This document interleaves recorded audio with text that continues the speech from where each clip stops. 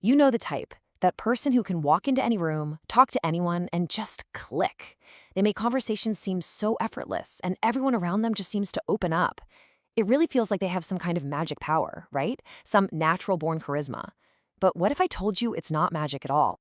Have you ever been there, just watching them work the room and thinking, how on earth do they do that? How do they build that instant trust, that comfort that makes everybody feel like they've known them for years? Well, today, we're going to pull back the curtain on that magic. Because here's the secret. It's not some mystical gift you're either born with or you're not. It's a skill, a very real, very powerful skill. And you know what's great about skills?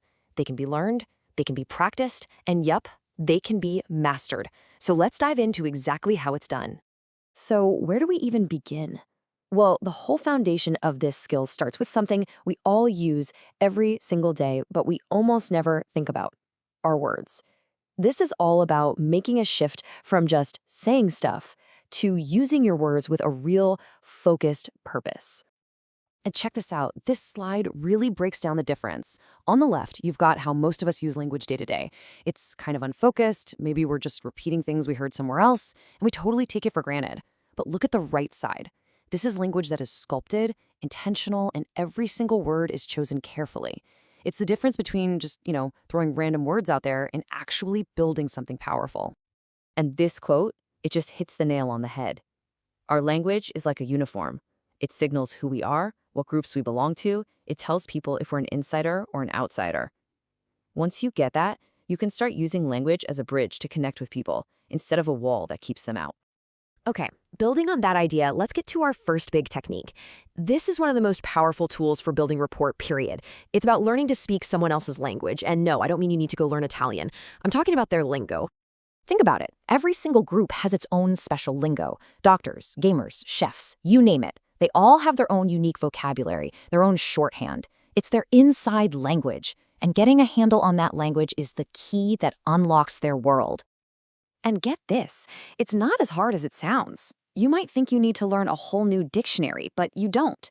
It turns out that a group's unique lingo usually only comes down to about 200 specific words. Just 200. If you can master just a few of those key terms, you immediately signal that you get it, that you're in the know. This example is perfect. Let's say you meet a doctor. Most people would ask, "So, what kind of doctor are you?" It's a totally normal question. But now look at the other option. What discipline of medicine do you practice?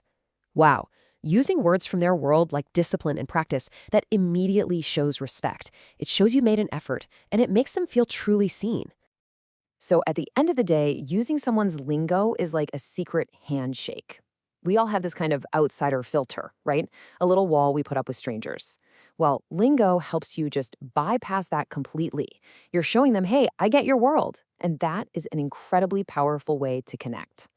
All right, so that's lingo. That's about what you say. But building rapport goes deeper than just words. This next tool, mirroring, is all about how you say it and how you hold yourself while you're talking. Mirroring is basically a process of getting in sync with someone. First, you just listen, really listen, for the key words and phrases they personally use over and over again. At the same time, you subtly, and I mean subtly, start to align your body language with theirs. Then, as you talk, you sprinkle their own key words back into the conversation. And here's the really cool part. You can test it. Make a small gesture, like touching your chin, and if they do it too without thinking, boom, you've built rapport. Now, the key word here is subtle, okay? This is not a game of Simon Says. You don't want to be an obvious copycat. So if they fold their arms, you don't immediately fold your arms too. Instead, maybe you just fold your hands in your lap. If they lean back, you can lean back a little. It's all about creating this subconscious feeling that you two are on the same wavelength. It's alignment, not just copying. Okay, so let's bring this all home. We've talked about purposeful words, we've talked about lingo, and we've talked about mirroring. But what's the big picture here? What's the whole point of all this?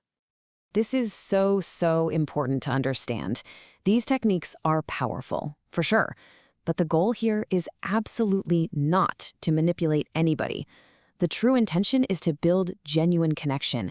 It's about creating an environment of trust and making the other person feel safe, comfortable, and truly deeply understood. And when you get this right, the benefits are just massive. For one, it can help with your own social anxiety because now you have a game plan. It helps you create what the source material calls a warm verbal blanket for people you've just met. And maybe most importantly, it lets you connect with people who are totally different from you, building that trust that is the foundation for any real communication. So, as we wrap this up, I want to leave you with a little challenge. Think about it. Using these tools, purposeful language, a little bit of lingo, and some subtle mirroring, who is one person you're going to make a real effort to build true rapport with this week? It could be anyone, a coworker, a friend, even the person who makes your coffee. Because that magic charisma, it's really just a skill, and it's waiting for you to practice it.